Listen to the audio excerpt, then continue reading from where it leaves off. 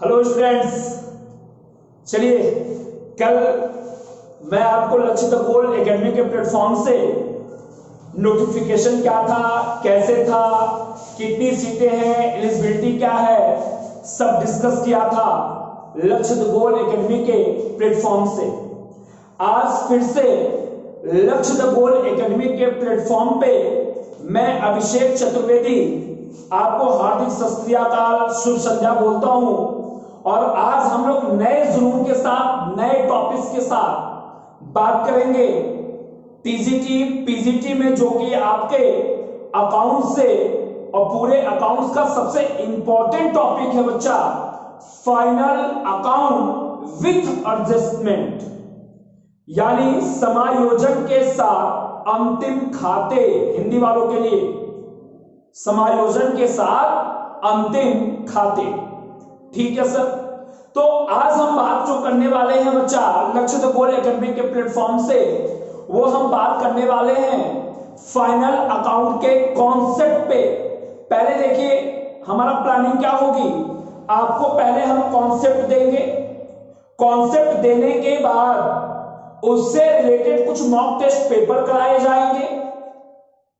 उस चैप्टर से, उस टॉपिक से जितने भी न्यूमेरिकल्स आपके बन सकते हैं आज टीजीटी पीजीटी जीआईसी लेक्चरर में, वो सारे न्यूमेरिकल्स पहले आपको हम खुद मॉक टेस्ट पेपर लाइव पे आके लगभग 400 से 500 का सेट इस चैप्टर से जुड़ी मैथ्स में जितने क्वेश्चंस बन सकते हैं उसका मॉक टेस्ट कराऊंगा।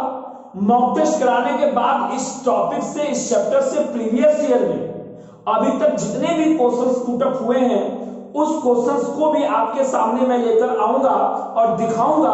हर एक क्वेश्चन आपके लिए बहुत इजी होगा, लेकिन तभी जब आप मेरे कॉन्सेप्ट के साथ इंटरेक्ट रहेंगे।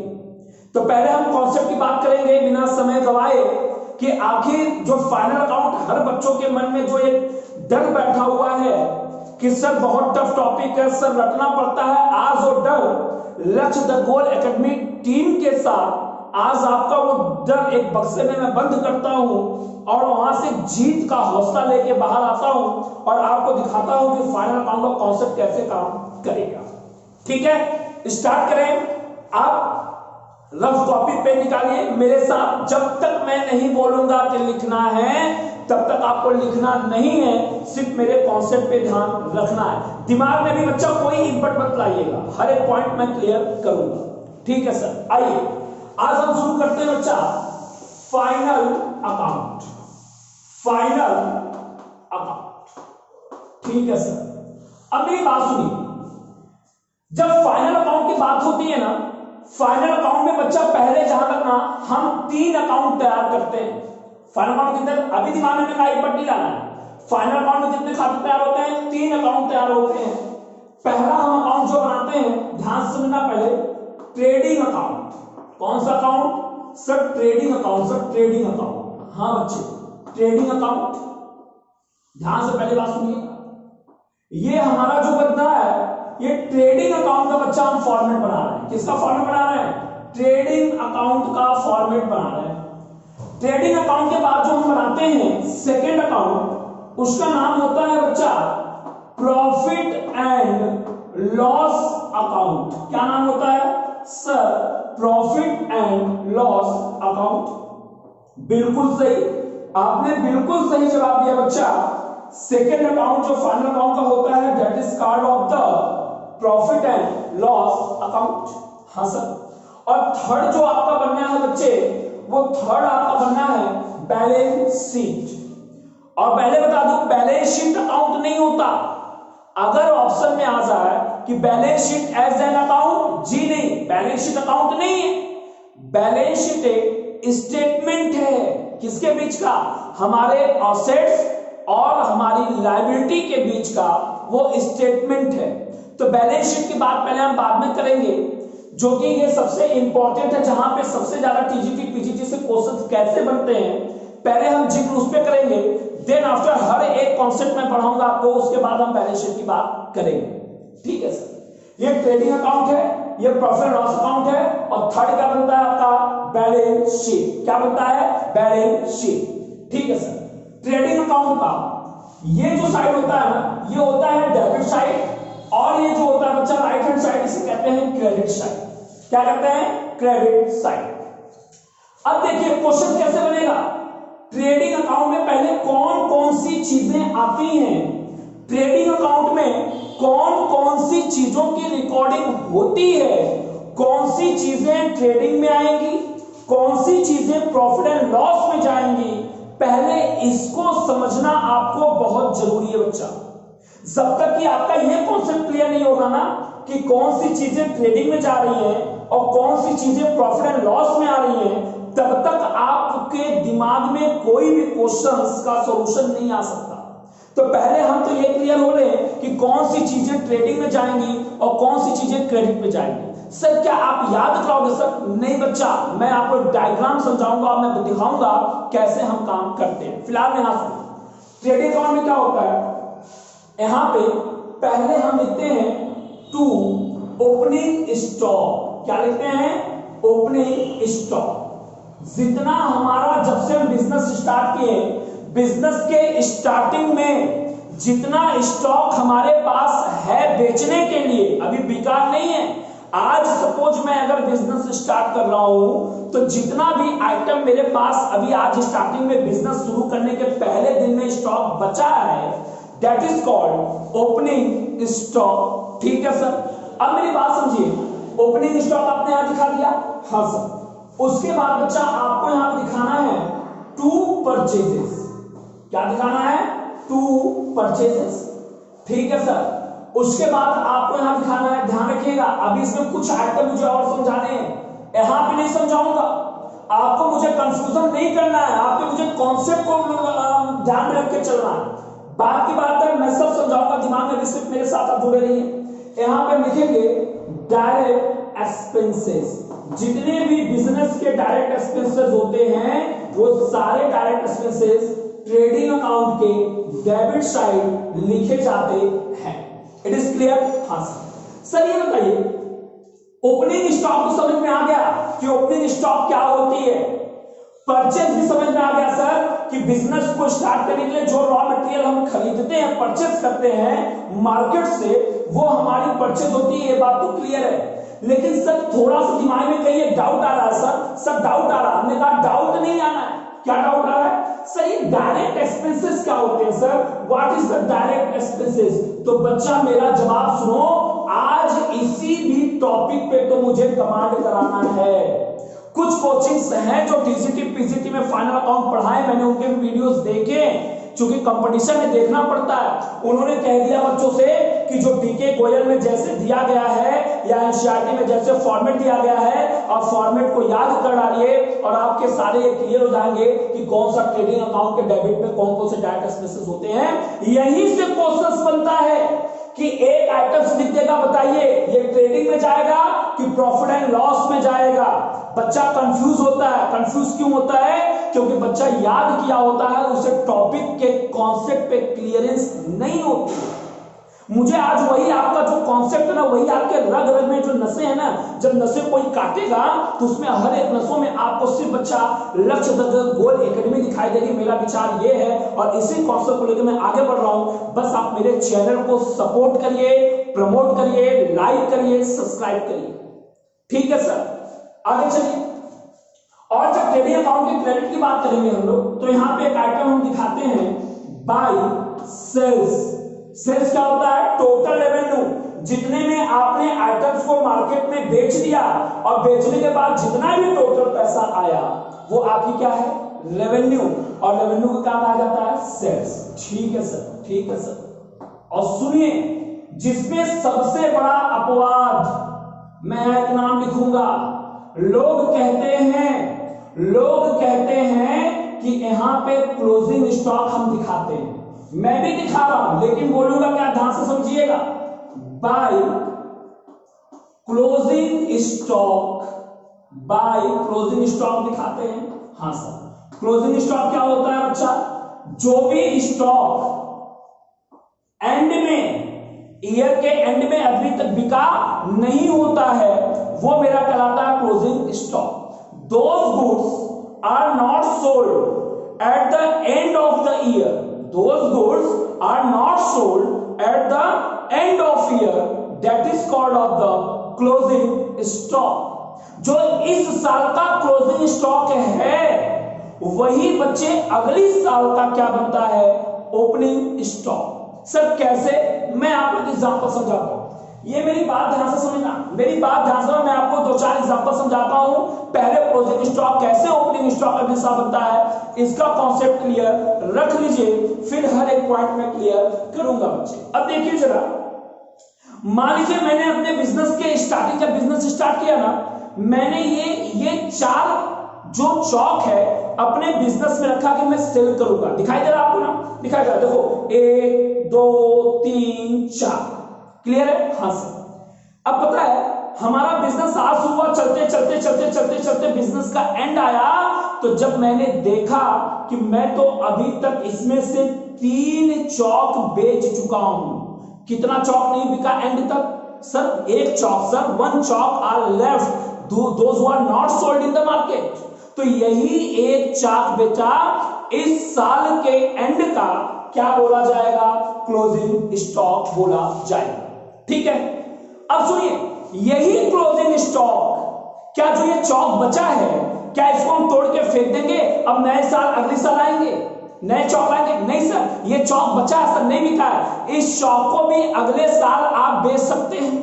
तो जो इस साल के एंड में जो क्लोजिंग कहलाया, और जब कल से मेरा नया सेशन शुरू होगा बिजनेस का, तो यही क्लोजिंग हमारी ओपनिंग बनेगी। मतलब अगले साल जब हम बिजनेस शुरू करेंगे तो 1 चौक ऑलरेडी मुझे स्टार्टिंग में ऑलरेडी मेरे पास पड़ी है, तो यही क्लोजिंग किसमें कन्वर्ट हो गई, ओपनिंग में। एक दिन के बाद ओपनिंग हो गई और इसमें 3 चौक और खरीद लिया, और फिर से कितने चौक हो गए सर, 4 चौक हो गई, फिर से बिजनेस शुरू। ये तो चलता रहता है, बिजनेस से कॉन्टिन्यूअसली रन पे चलता रहेगा।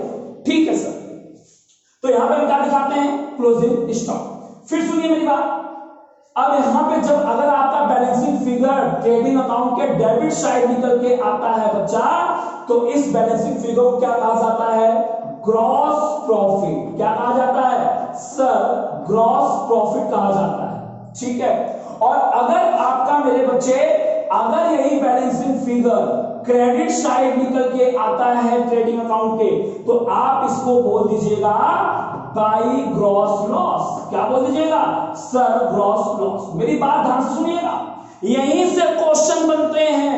फिर पूछ देगा कि जो ट्रेडिंग अकाउंट में ग्रॉस प्रॉफिट डेबिट साइड आती है, इसको पीएल के किधर ट्रांसफर करते हैं। तो ध्यान रखना कॉन्सेप्ट कि जब जब मेरी प्रॉफिट, ध्यान से, जब जब मेरी इनकम बच्चा बिजनेस में इंक्रीज होती है तो हम क्रेडिट बोलेंगे, और जब जब डिक्रीज होती है तो डेबिट बोलेंगे। हाँ सर, तो अब बताओ, अगर मुझे ग्रॉस प्रॉफिट हुआ है, तो ये बताओ, ये ग्रॉस प्रॉफिट हम अगले साल प्रॉफिट और लॉस में ट्रांसफर करेंगे। हाँ सर, तो अब प्रॉफिट है, जब प्रॉफिट मेरी इंक्रीज होगी तो हम क्या बोलेंगे सर, क्रेडिट बोलेंगे।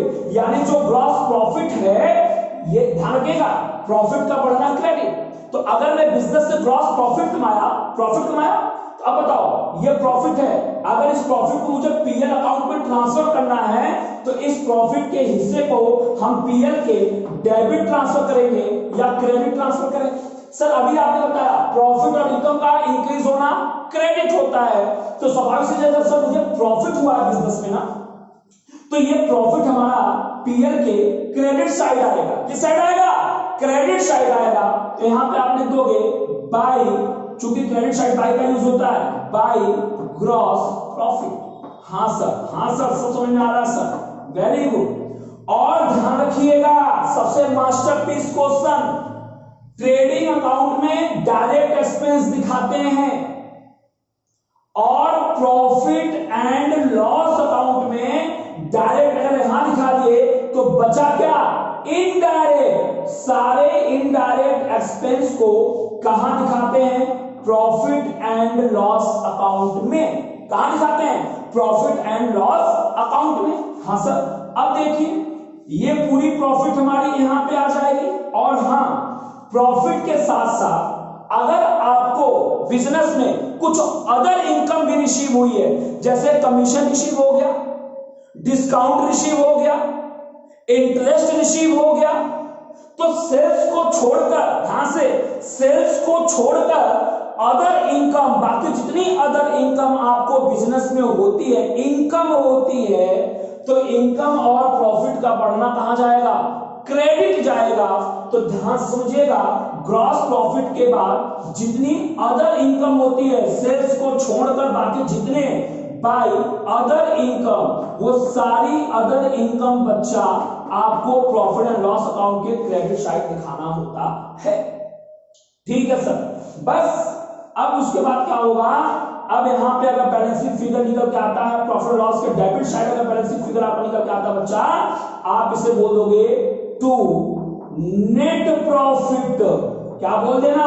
To net profit. अगर आपका बैलेंस शीट फिगर इधर निकल के आता है तो आप इसे बोल दीजिएगा बाई नेट लॉस।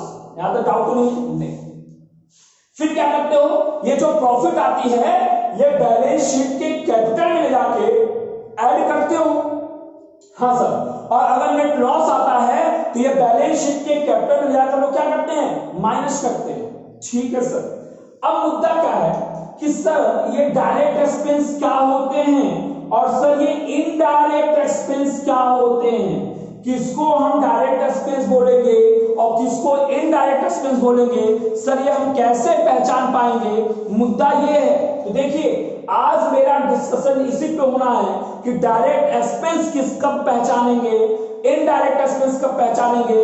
आपको रटना कुछ नहीं है, आपको कॉन्सेप्ट पे चलना है। मैं इतना एक खूबसूरत डायग्राम बनवाऊंगा ना कि वो डायग्राम अगर आपने दिमाग में भर लिया तो टीजीटी पीजीटी में जितने क्वेश्चंस आते हैं बहुत लाइटली क्वेश्चंस पूछे जाते हैं, कॉन्सेप्ट बेस्ड क्वेश्चन पूछे जाते हैं, रट्टाफिकेशन बेस्ड क्वेश्चन में नहीं आता।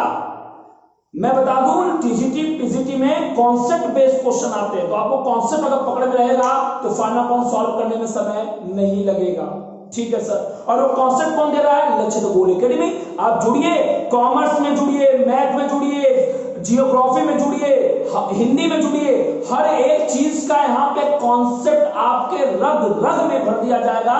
अगर आपके खून का एक एक कतरा भी जमीन पे गिरेगा ना तो उसमें से सिर्फ और सिर्फ लक्षित गोल एकेडमी का नाम ही निकलेगा, लक्षित गोल एकेडमी का नाम ही निकलेगा। ठीक है सर। आप बच्चे कॉपी करिए, ट्रेडिंग अकाउंट के पहले ऐसे कॉपी कर लीजिए, फिर आप पीएल की कॉपी कर लीजिए, क्योंकि मैं इसे क्लीन करूंगा, क्योंकि मुझे बड़ा सा थोड़ा जगह चाहिए, क्योंकि आपको डायरेक्ट एक्सपेंस क्या होते हैं और इनडायरेक्ट एक्सपेंस क्या होते हैं ये समझाने के लिए। और मैं बता दूं, अगर कोई कहता है कि सिर्फ डायरेक्ट एक्सपेंस ट्रेडिंग अकाउंट में जाते हैं तो ये गलत। सर क्या बोल रहे हो सर? ये शॉकिंग न्यूज। सर ये क्या है? डायरेक्ट एक्सपेंस हमने आज से पढ़ता हुआ आया है कि all direct expenses show in the trading account. तो बच्चा हाँ बिल्कुल मैं सही बोला। अगर आप ये जानते हो कि all direct expenses show in the trading account तो आपने गलत पढ़ा है। सर अब सर थोड़ा सा अटपटा लग रहा है, गलत पढ़ा है, फिर कह रहा हूं अटपटा। अभी आपका सारे डॉक्यूमेंट क्लियर करूंगा, कॉपी कर लो, वीडियो पॉज करिए, कॉपी करिए। सर हो गया सर हो गया। ठीक है। अगर बच्चे हो गया तो अब मैं थोड़ा बात करता हूं कॉन्सेप्ट। किस पे? कॉन्सेप्ट। आइए ज्यादा क्लियर करता हूं। ठीक है सर, ठीक है सर। अब देखिएगा एक एक कॉन्सेप्ट को क्लियर रखिए। टीजीटी पीजीटी क्वालिफाई करने का मतलब हर एक कॉन्सेप्ट पे आपको फोकस करना ही पड़ेगा। कॉन्सेप्ट पे फोकस नहीं करोगे प्रॉब्लम फेस करनी पड़ेगी। आइए मैं कॉन्सेप्ट दिखाता हूं आपको। पहले देखिए, बिजनेस कहां से शुरू होता है बच्चे? सर बिजनेस तो सर मार्केट से शुरू होता है और बिजनेस मार्केट में ही आके खत्म होता है। एकदम सही आपने बोला। मैं दिखा, बिजनेस कहां शुरू होता है? सर मार्केट से शुरू होता है। तो बिजनेस मार्केट से शुरू हुआ। बिजनेस कहां शुरू हुआ? मार्केट से। पता है जब आप बिजनेस मार्केट से शुरू करते हो ना, अगर किसी भी चीज का आप प्रोडक्शन करना चाहते हो, मान लो बच्चा मैं इस मार्कर का अगर प्रोडक्शन करना चाहता हूं तो इस मार्कर के लिए जो हमें रॉ मटेरियल की जरूरत पड़ेगी, वो रॉ मटेरियल की जरूरत कहां से पड़ेगी? सर वो रॉ मटेरियल तो सर आप मार्केट से लेके आओगे ना। बिल्कुल आपने सही बोला। अगर मैं ये रॉ मटेरियल मार्केट से खरीदूंगा, हाँ सर, तो हम मार्केट से क्या खरीद रहे हैं? परचेस कर रहे हैं। क्या कर रहे हैं? परचेस कर रहे हैं। क्या सर? Raw material. क्या परचेस कर रहे हैं सर? रॉ मटेरियल आप परचेस कर रहे हो। बिल्कुल सही आपने बोला। अच्छा ये बताओ, जब हम नया नया बिजनेस करते हैं तो मुझे बहुत आइडिया नहीं होता कि रॉ मटेरियल कैसा है, कौन सा सस्ता है, कौन सा अच्छा है, इसका मुझे आइडिया नहीं होता। मैं आपके लैंग्वेज में बात कर रहा हूं कॉन्सेप्ट समझाने के लिए, मुझे इसका आइडिया नहीं होता। हम क्या करते हैं, मार्केट में कुछ फालतू लोग जिसे कहते हैं एजेंट, टहलते रहते हैं, घूमते रहते हैं, वो घूम रहे हैं, हमने उनको पकड़ा, हमने कहा एजेंट भैया कुछ आप एक अच्छे रॉ मटेरियल मुझे खरीदवा दीजिए और चीप एंड बेस्ट हो, उस पे जो भी आपका कमीशन बनेगा वो कमीशन हम पे करने के लिए तैयार हैं।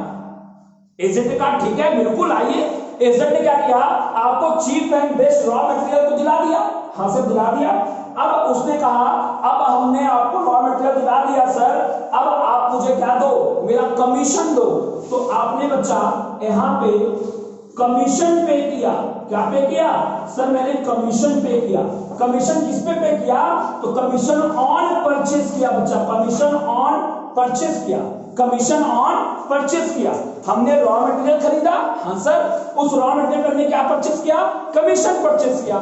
ठीक है, अब बताओ जो रॉ मटेरियल बच्चे आपने परचेस किया है, अगर वो हमें वो रॉ मटेरियल कहां लाकर बनाओगे? सर ऑब्वियसली सी बात है सर, मैं उसे फैक्ट्री में लाना है। अब बताओ जब आप फैक्ट्री में लेके आओगे तो क्या ये मार्केट से जो रॉ मटेरियल आपने खरीदा है, क्या ये फैक्ट्री में आप सर पे लाद के लेके आओगे? नहीं सर, उसके लिए भी मुझे एक ट्रांसपोर्ट हायर करना पड़ेगा। हाँ व्हीकल, बिल्कुल व्हीकल हायर करना पड़ेगा। अब उस व्हीकल पे सामान लोड करोगे और कहां लेके आओगे? सर वो सामान हम फैक्ट्री में लेके आएंगे। आप बांध लो बच्चे, ये एकदम कॉन्सेप्ट पकड़ना, टीजीटी पीजीटी से यहीं से क्वेश्चन बनना है। और मैं बताऊं एक नजर देखते सारे क्वेश्चन सॉल्व कर लोगे।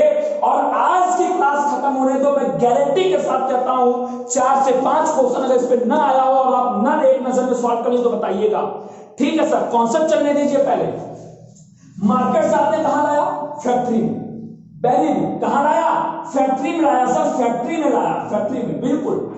अब बताइए जरा, मार्केट से लेके जो आपने गुड्स को फैक्ट्री में लेके आए, वो रॉ मटेरियल को फैक्ट्री तक लाने में जो व्हीकल, जो ट्रांसपोर्ट आपने हायर किया है, क्या उसका आप किराया नहीं पे करोगे? सर स्वाभाविक बात है सर, वो घर का नहीं हो तो पे करना ही पड़ेगा। बिल्कुल बच्चा, तो आप यहां पे उससे जब आप किराया देते हो तो आप क्या बोलते हो? सर मैंने कैरियर्स पे किया। कैरियर्स बोलते हैं, कभी कभी हम लोग क्या बोलते हैं? फ्रेट बोल देते हैं। हर एक वर्ड का नाम जानिएगा। कभी कभी हम कार्टेज बोल देते हैं, कार्टेज, इसके 3 नाम यूज होते हैं। हाँ सर पता है। अच्छी बताइएगा ध्यान से, आप अपना प्रेजेंस ऑफ माइंड लगाइए, लॉजिक लगाइए। कॉन्सेप्ट तो मैं दे रहा हूं, लुटा रहा हूं, लूटते रहिए। लक्ष्य तो बोले कभी चैनल को पकड़िए, कॉन्सेप्ट लूटते रहिए। मेरी बात सुनिएगा, मार्केट से लेके फैक्ट्री में जो रॉ मटेरियल हम यहां लेके आ रहे हैं, उसके लिए जो ट्रांसपोर्ट के लिए हम कैरियर्स, फ्रेट और कार्टेज पे कर रहे हैं, वो रॉ मटेरियल मार्केट से उठ के कहां आ रहा है? मार्केट से उठ के कहां आ रहा है? सब फैक्ट्री के अंदर आ रहा है। अब फैक्ट्री के अंदर लाने के लिए आपने क्या पे किया है? कैरियर्स पे किया है, फ्रेट पे किया है, कार्टेज पे किया है। और कहां आ रहा है? वो अंदर आ रहा है। तो इसे क्या बोलोगे? इनवर्ड। यानी अगर आपने कार्टेज पे किया, कैरियर्स पे किया, तो रॉ मटेरियल को फैक्ट्री के अंदर इन लाने के लिए पे किया, तो इसे क्या बोलोगे? Carriers inward. ठीक है सर। अब बताइए रॉ मटेरियल यहां पे आ गया। हाँ सर आ गया। अब रॉ मटेरियल जब फैक्ट्री में आएगा तो जो आपने फैक्ट्री हायर किया हुआ है उसका आपको क्या देना होगा? सर फैक्ट्री का रेंट देना होगा। बिल्कुल देना होगा। सर फैक्ट्री का इंश्योरेंस भी होता है। बिल्कुल इंश्योरेंस होता है, इंश्योरेंस भी पे करना पड़ेगा। सर फैक्ट्री में वर्कर होते हैं जो सामान को बनाते हैं, उस वर्कर को आपको क्या पे करना होगा? सर वेजेस भी पे करना होगा, वेजेस भी पे करना पड़ेगा। बहुत ध्यान से सुनना, आज ये कॉन्सेप्ट क्लियर करके रखूंगा, इसके बाद वाला जो वीडियो डालूंगा वो गजब का नाम वाला आपको मिलने वाला, बस आप साथ जुड़े रहिए। हाँ सर वेजेस भी होगा। अरे सुनो ना, फैक्ट्री में गुड्स बनाने के लिए किसी से मत बोलना, मशीनें भी लगी रहती हैं। हाँ सर लगी रहती हैं। उस मशीन को आपको हीटिंग चार्ज देना होता है, हीटिंग करना पड़ता है। हीटिंग एंड लाइटिंग, भाई मशीन जब लाइट होगी तभी चलेगी, उसका भी चार्ज पे करना पड़ता है। हाँ सर, पे करना पड़ता है सर। और सुनो मेरी बात, फैक्ट्री का सुपरवाइजर होता है जो फैक्ट्री को निगरानी में रखता है, मैनेजर होता है फैक्ट्री का, उसको हम क्या पे करते हैं सर? उसको हम सैलरी भी पे करते हैं, बिल्कुल पे करते हैं। आपने सर ये मशीन की हीटिंग कैसे होती है? अरे सिंपल सी लाइन जानो, आपको किसी भी चीज का लेमिनेशन करानी है तो पहले साइबर कैफे वाला क्या करता है? स्विच ऑन करके मशीन को गर्म करता है, गर्म करके तभी तो लेमिनेशन करता है। उसी प्रकार फैक्ट्री में अगर कोई भी गुड्स बनाना है तो पहले मशीन को क्या करना होता है? हीटिंग करनी होती है। हीटिंग के बाद क्या करनी है? लाइटिंग। और सुनो ना, फैक्ट्री है ना, वहां कोल लगेगा, फ्यूल लगेगा, पावर लगेगा। फैक्ट्री में बड़ी बड़ी मशीनें होती हैं, उनको चलाने में मुझे कोल, फ्यूल, पावर की जरूरत पड़ती है। हाँ सर, पड़ती है सर। तो यहाँ आपको कौन सा खर्चा करना है? फ्यूल का खर्चा करना है सर, पावर का भी खर्चा करना है सर, कोल का भी खर्चा करना है। चलो, इतने खर्चे आपने कहां कर दिया? सर मैंने इतने खर्चे तो फैक्ट्री में कर दिया, अरे इनकर्ड कर दिया। अब सुनो, गुड्स बनके तैयार, रॉ मटेरियल बनके तैयार हो गई। अब रॉ मटेरियल क्या करोगे? फैक्ट्री में रखोगे क्या? अरे नहीं सर, उसे बेचना है सर, बिजनेस का पर्पस है टू अर्न द प्रॉफिट, लेकिन मैक्सिमम प्रॉफिट नहीं, एडुकेट प्रॉफिट। क्योंकि कट थ्रो कंपटीशन है, नया बिजनेस है, अभी मैक्सिमम प्रॉफिट की बात करोगे तो बिजनेस से बाहर। किस प्रॉफिट की बात करना है मुझे? एडुकेट प्रॉफिट की बात करना है। गुड्स बन के तैयार? हाँ सर तैयार। अब सोचो, फैक्ट्री से गुड्स निकालना पड़ेगा जो फिनिश गुड्स हो चुका है, क्योंकि यहाँ पे हमें दूसरे गुड्स का नंबर लगाना है। हाँ सर, लगाना है सर। अब सुनना, बहुत ध्यान से, इंटरेस्टिंग बात आने वाली है। यही पूरा डायग्राम आज का आपका क्लियर कर देगा कि डायरेक्ट एक्सपेंस क्या होता है, इनडायरेक्ट एक्सपेंस क्या होता है। टीचर पीजीटी में मैंने देखा है, कहते हैं बुक में दिया है फॉर्मेट रट लो। यहाँ पे रटने वाली विद्या नहीं है। जो सब्जेक्ट उठाइए, यहाँ पे कॉमर्स उठाइए, मैथ उठाइए, ज्योग्राफी उठाइए, हिंदी उठाइए, हर एक चीज के इन डेप्थ में जाके वहां से कोहिनूर निकाल को आपको यहाँ से सेल कर रहे हैं। पकड़ना चाहते हो पकड़ो, बस हम तो लुटाए पड़े हैं, और जिसके अंदर दम है वो पकड़ लो। मैं दिखाता हूं आपको, आगे चलो। गुड्स बन गया, हाँ सर। अब गुड्स को हम फैक्ट्री से निकालते, बच्चा रियल लाइफ की बात कर रहा हूं, फैक्ट्री से निकल गया सर। फैक्ट्री से कहां जाएगा? अरे सुनो ना, फैक्ट्री से गोदाम में जाएगा। क्योंकि रीजन क्या होता है बच्चा, जब हम गुड्स को बनाते हैं तो ऐसा नहीं कि जब डिमांड होता है तभी बनता है। बिजनेस में फॉरकास्टिंग वर्ड होता है। फॉरकास्टिंग का मतलब होता है पूर्वानुमान लगाना। आज मैं पूर्वानुमान लगा रहा हूं कि साल भर बाद विंटर वेकेशन आने वाला है, या 2 महीने बाद विंटर वेकेशन आने वाला है, मुझे स्वेटर का, ऊनी कपड़े का स्टॉक रखना है। हमने स्टॉक बनाया, और स्टॉक बना के कहां रख दिया सर? गोदाम में रख दिया सर, गोदाम में रख दिया। अब मेरी बात सुनो बच्चा, बात सुनो, गोदाम में तो आपने रख दिया। अरे जहां पे आपने गोदाम खोला होगा, क्या गोदाम का आपने रेंट पे करना होगा कि नहीं करना होगा? सर करना होगा। हमें गोदाम का रेंट पे किया? हाँ सर। अरे जहां गोदाम आपने खोला है वहां का भी तो रेंट देना होगा, देना होगा सर, देना होगा। अच्छा, गोदाम का आपने इंश्योरेंस पे किया? इंश्योरेंस तो जनरली सबका पे होना। हाँ सर। अरे सुनो, गोदाम में लाइटिंग भी तो लगी रहेगी भाई, लाइटिंग होगी तभी तो वहां स्टोर होगा। हाँ सर, गोदाम में लाइटिंग भी लगी होगी। गोदाम में देखने वाले एम्प्लॉय होंगे, उस गोदाम वाले एम्प्लॉयों को भी क्या देना होता? सैलरी देना होगा। देना होगा कि नहीं देना होगा? बिल्कुल देना होगा सर, बिल्कुल देना होगा। और सुनो ना, गोदाम में इंश्योरेंस, गोदाम में रेंट, गोदाम में लाइटिंग, गोदाम में सैलरी, और पता है गोदाम में कुछ प्यून होते हैं। क्या होते हैं? कुछ प्यून होते हैं, उनको भी तो वेजेस पे करना पड़ता है, बिल्कुल करना पड़ता है। चलो, गोदाम की बात है। अब गुड्स क्या हुआ? अब आ गया डिमांड, कस्टमर ने डिमांड कर दिया, सीजन आ गया कि सर मुझे ओले कपड़े लाओ। मशीन तो नहीं है ऑलरेडी, मेरा गुड्स बनकर तैयार है। वो गुड्स कहां स्टोर है? वेयर हाउस, वेयर हाउसिंग यानी गोदाम में। गोदाम से हम निकालेंगे और चीजों को बड़ा खूबसूरत तरीके से लाइटिंग में ले जाएंगे, उस दुनिया में ले जाएंगे जिस दुनिया में वो चमचमाते रहेंगे, और उस दुनिया का नाम है शोरूम। क्या बात कर दिया सर, क्या बात कर दिया, शोरूम। अब शोरूम में वो गुड्स जाके एक शीशे के अंदर सजा दी जाएगी, लोग देखेंगे, पसंद आएगी, वहां से खरीदेंगे। हमने क्या कहा? शीशे में सजा दी जाएगी। शोरूम है तो शोरूम में सबसे हैवी खर्चा किस पे? लाइटिंग पे। बदसूरत भी चीज है, बिजनेस का फंडा जान लो दोस्तों, बदसूरत भी चीज है, पैकिंग अच्छी है ना, अंदर चाहे जो माल बढ़ेगा वो बिकेगी पक्का। लैंग्वेज में बात करना। हाँ सर, तो अब शोरूम में ध्यान रखना, शोरूम में लाइटिंग चार्ज पे करना होगा, सबसे हैवी लाइटिंग चार्ज नहीं लगता है। हाँ सर। शोरूम में भी एम्प्लॉय होंगे, क्या पे करना होगा? सैलरी। शोरूम से बिकेगा, शोरूम से ही तो बेचोगे सामान ना। हाँ सर। वहां क्या होगा? बार्गेनिंग होगी। तू इतने में ले ले, नहीं मैं इतने में दूंगा, फिर से तू इतने में ले ले, नहीं मैं इतने में दूंगा। बार्गेनिंग होने के बाद एक डिस्काउंट का एक वर्ड आएगा, चल भाई 205 200 में दे दे, 200 में दे दिया, 5 पे छोड़ा। वो 5 पे यानी आपने शोरूम से ही आपको क्या देना पड़ेगा, शोरूम के प्लेस से आपको कस्टमर को डिस्काउंट देना पड़ेगा। अरे जो पैसे आपने मान लो शोरूम से बेच दिया, कोई जान पहचान का आपने क्रेडिट पे बेच दिया, उधार बेच दिया, वो पैसा उससे रिकवर नहीं हो पाया, आप बताना कमेंट बॉक्स में लिख के, उस पैसों को क्या कहते हैं, those amount are not recover from debtors.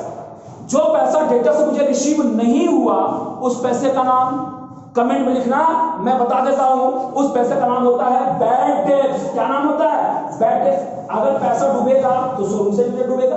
हाँ सर, अरे सुनो सुनो, शोरूम में ये सारे खर्च होते हैं, और सुनो शोरूम में ही हम क्या करते हैं बच्चा, अगर बहुत दिक्कत होती है तो शोरूम में डिस्काउंट होता है, शोरूम में बैड डेट होता है, शोरूम का भी क्या होता है, इंश्योरेंस होता है।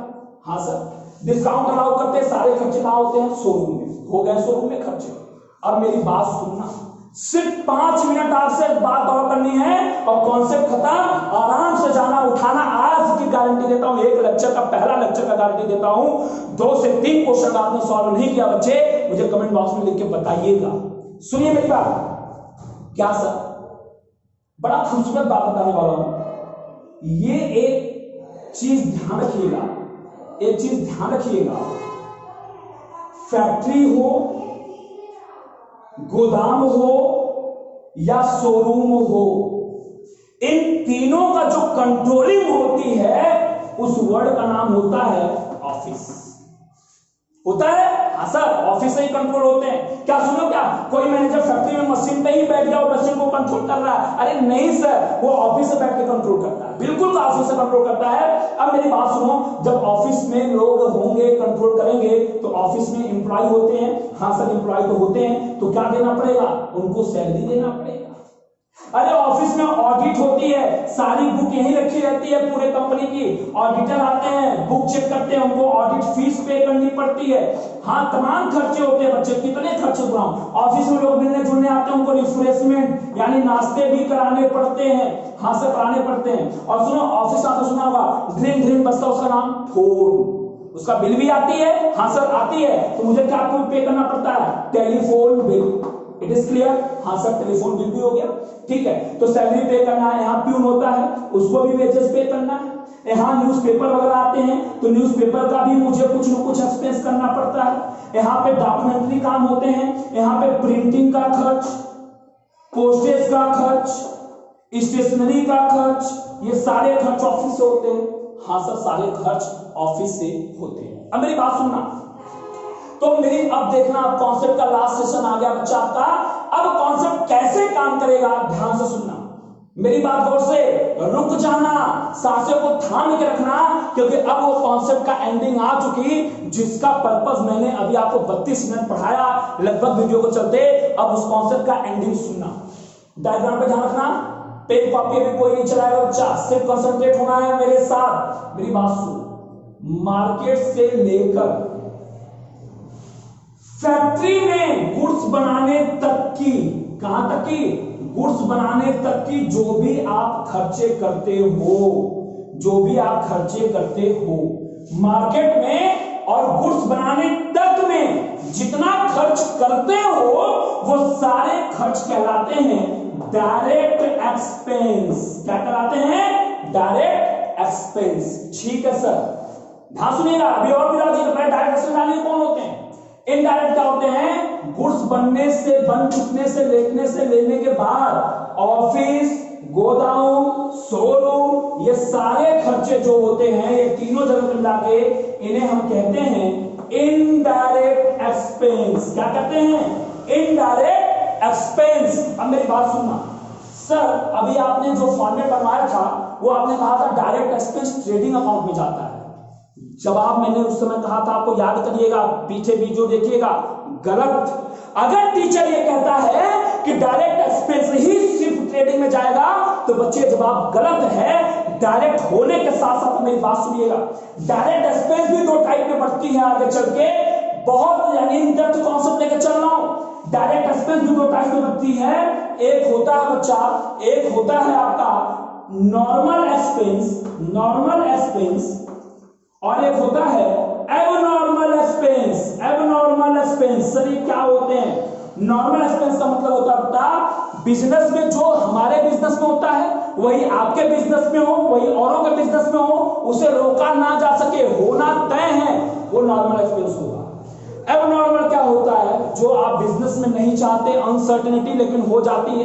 क्या कभी मनाते हो भगवान मेरे बिजनेस में चोरी हो जाए? अरे नहीं सर, ऐसा नहीं मनाते, हो गई एबनॉर्मल। क्या बनाते हो सुबह सुबह के भगवान आप मेरे बिजनेस में आग लगा देना? नहीं सर, आग लग गई, हो गई एबनॉर्मल।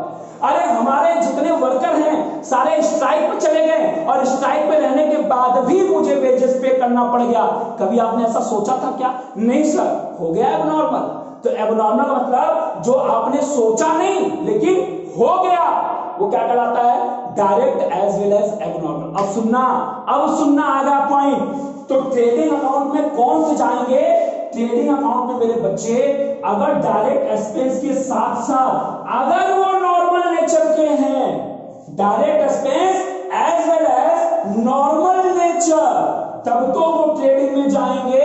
और अगर डायरेक्ट एक्सपेंस हैं लेकिन अगर वो एबनॉर्मल नेचर के हैं, एबनॉर्मल नेचर के हैं, एबनॉर्मल नेचर के हैं, वो ट्रेडिंग में नहीं जाएगा, वो कहां जाएगा?